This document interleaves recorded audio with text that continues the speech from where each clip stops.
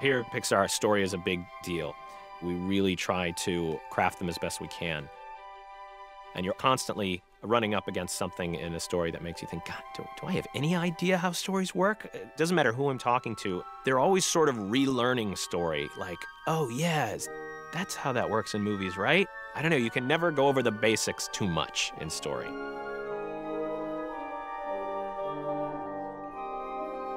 The fundamental job of a story artist is to take the script and translate it into a visual form. And the story artist does a ton of drawings. You create a world, you create a set, you create the characters. It's part cinematography, it's part writing, it's part dialogue, it's part acting.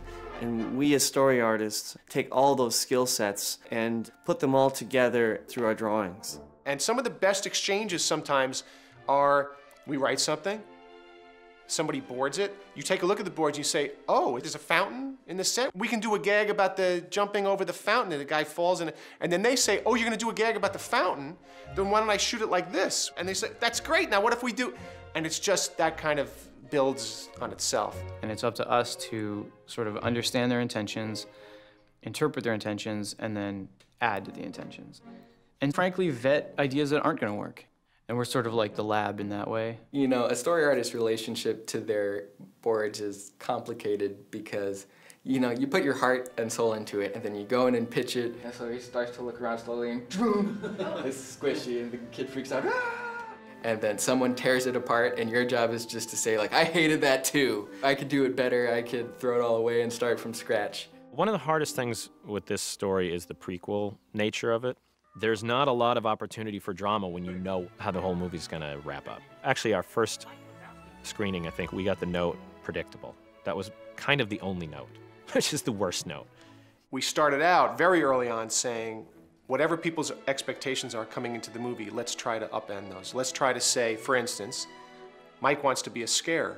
I'm gonna be a scare when I grow up. That's his dream, and that seems unlikely. And then we said, and let's make Sulley not want to be a scare. He wanted to be a dentist, actually. He said, Sullivan?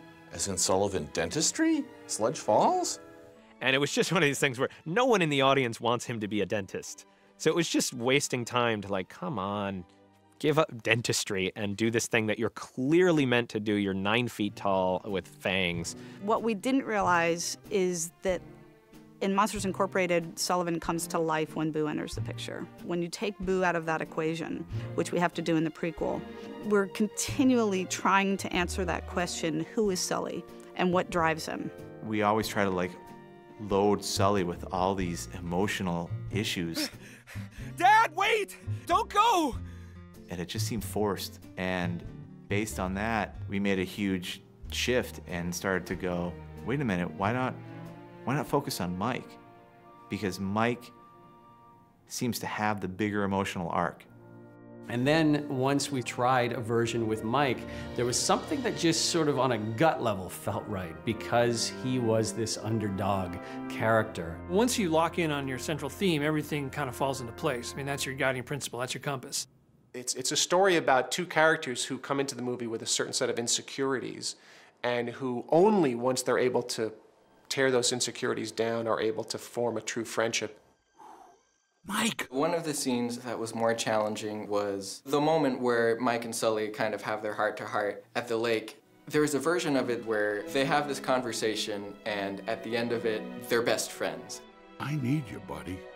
And it didn't quite ring true, so our goal was to try to figure out, honestly, if your friend just betrayed you, how do you deal with that moment? And we thought, you know, maybe you wouldn't get over it. You'll never know what it's like to fail because you were born a Sullivan. Yeah, I'm a Sullivan. I'm the Sullivan who flunked every test. When it comes to that point where they're both at the bottom and both questioning what they're really made up of, it's this equalizer and they can see each other as essentially in the same boat. How come you never told me that before? Because we weren't friends before.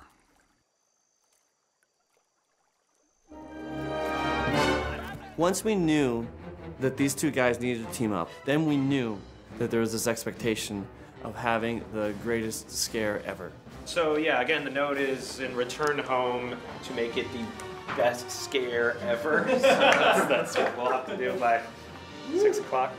It was fun coming up with ideas that would scare us, that you'd go, that's scary. It just ups the stakes. This whole time you're like, a sweep of blue and Sully's there, a sweep of blue and he's gone. So he does all that, like the atmospheric type stuff. That's pretty creepy, where it's just... You hear the sound effect, you know. I like the idea that Mike makes the scare better. Like Sulley does a scare and some people scream and then Mike turns a light on that makes people outside see it too. Like they see this huge shadow. The mood has to be believable. You want to make it feel like there's danger. Dean Kelly boarded that scene and did a fantastic job of setting up the inspiration for the layout and the animation. He draws in a way that's very cinematic. It's just black and white drawings, line drawings, but it informs what the final image is going to look like. All right. Cool. Nice job. Hey, thanks for coming. Yeah. You have a theme, you have a movie that makes sense. You've made the structure work, but along the lines, you killed some of the humor. So now you got to put the humor back in. That's where the gag sessions come in. We're kind of at that point in the movie where we're trying to plus everything and get as much humor as we can out of the film. So if we get 1 or 2 gags out of it that end up in the film, it'll be awesome. We just wanted to get everyone together in the next 2 hours and start just talking about ways to... We try to get the funniest, most prolific artists in the studio together and we say, great, be funny now. Do it now. But we just had this shot in first day where we're just showing the school, and there's just a shot of some students walking around, and is there some little college-y piece of action? Right now we just have them walk. And then we just start riffing. It's a lot like improv. A monster with like 18 eyes, someone comes up behind them with 18 hands and covers them all. Guess who? Like, you know, I haven't seen you all summer. One just grows out of his head and lives around. Right. One thing we saw when we went to Berkeley was like couples hanging all over each other. What if it's literally just a ball of limbs? Yeah. You know, that's just moving like this, and then there's like... Maybe they have really long tentacly arms, so they're so like, they've totally wrapped each other up. Yeah. Like 2 squids kissing or something. Yeah. And then they leave for class, and there's another guy in the middle. Boy, once the gag sessions get going, it's a lot of fun. People just start throwing out ideas, building off each other's ideas, and you just kind of ride the wave. Yeah, I love that. That's awesome.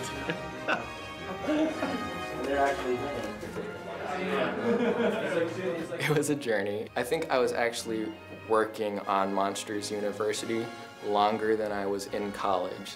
So maybe that makes it my alma mater. Mike's story is one of failure and things not working out the way he hoped it would, no matter how hard he tries to make it work out. That is the story process. That is what we go through all the time.